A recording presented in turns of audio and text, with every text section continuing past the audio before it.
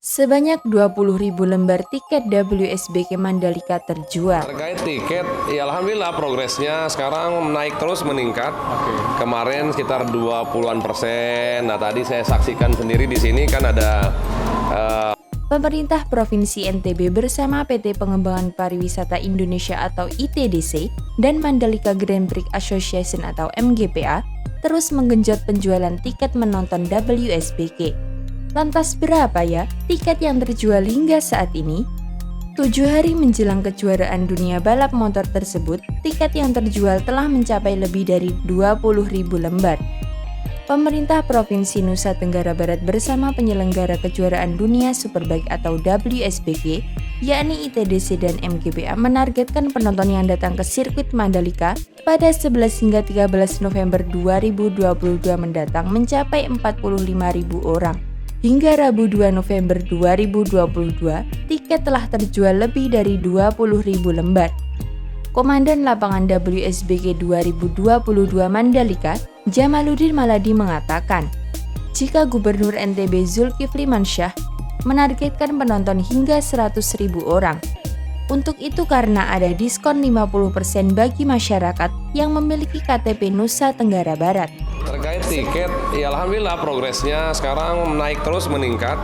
Kemarin sekitar 20-an%. Nah tadi saya saksikan sendiri di sini kan ada tempat booth tiket ya di kantor gubernur ini. Alhamdulillah tadi ada satu orang beli satu biru itu. Selain itu, guna menjamin keamanan penonton WSBK, ITDC dan MGPA telah menyiapkan traffic management dan crowd control untuk mendukung kelancaran penyelenggaraan WSBK. Vice President Site Operation dan Service de Mandalika Imade Pariwijaya mengatakan, jika traffic management dan crowd control disiapkan, tidak hanya untuk kelancaran gelaran event, tapi juga untuk kenyamanan dan keamanan penonton serta pengunjung, mulai dari kedatangan, selama menyaksikan gelaran, sampai kepulangan dari sirkuit Mandalika. Pengaturan traffic management dan crowd control adalah bentuk antisipasi dan langkah strategis yang kami lakukan untuk mengurangi kemacetan dan mengatur arus penonton selama penyelenggaraan WSBK 2022. Dalam penyiapan maupun pelaksanaannya nanti, ITDC dan MGPA telah bekerja sama dan berkoordinasi dengan Polda NTB serta Dinas Perhubungan Provinsi NTB, kata Pari dalam keterangan tertulis di Jakarta pada Kamis 3 November 2022. Lebih lanjut, Pari menyampaikan, terdapat 5 pintu gerbang kedatangan bagi para penonton dari luar Lombok, yaitu mulai Pelabuhan Lembar, Gilimas, Bangsal, dan Kahyangan, serta Bandara Internasional Zainuddin Abdul Majid atau BIZAM. Kata Pari, seluruh penonton yang masuk dari kelima gerbang ini akan tiba di Roundabout BIZAM, yang mana akan diatur pemisahan alur kedatangan penonton menuju Pertamina Mandalika Circuit. Pemisahan alur dari BIZAM menuju sirkuit Mandalika dari 2 jalur, yaitu jalur barat dan jalur timur. Penonton akan diarahkan untuk mengambil jalur barat atau timur sesuai dengan tiket dan lokasi menonton, ucap Pari. Pari mengatakan, penonton grandstand I, J, dan K, serta vendor dan UMKM pendukung acara akan menempuh jalur barat sampai ke Enduro Entrance. Penonton GSA dan B, VIP Premier, VIP Deluxe, dan Observation Deck akan menempuh jalur timur sampai ke Pertamina Entrance. Sedangkan penonton GSC dan H, tamu di Bukit 360, serta pendukung Lombok Sumba Fair, vendor, dan UMKM sampai ke Pertamax Turbo Entrance.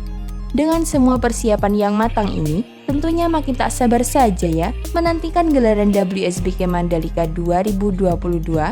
Bagaimana menurut kalian? Komen di bawah ya.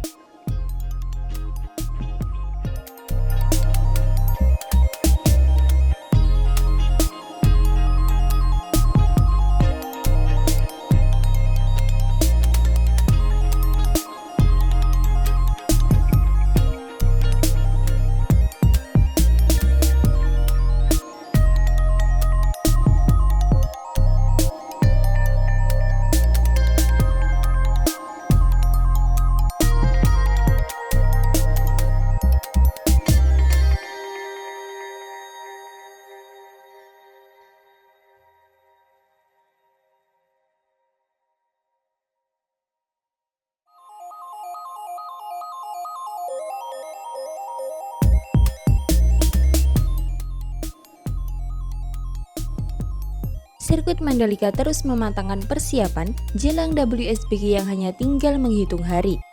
Persiapan trek, logistik, hingga fasilitas penunjang terus dilakukan oleh ITDC dan MGPA selaku promotor sirkuit Mandalika.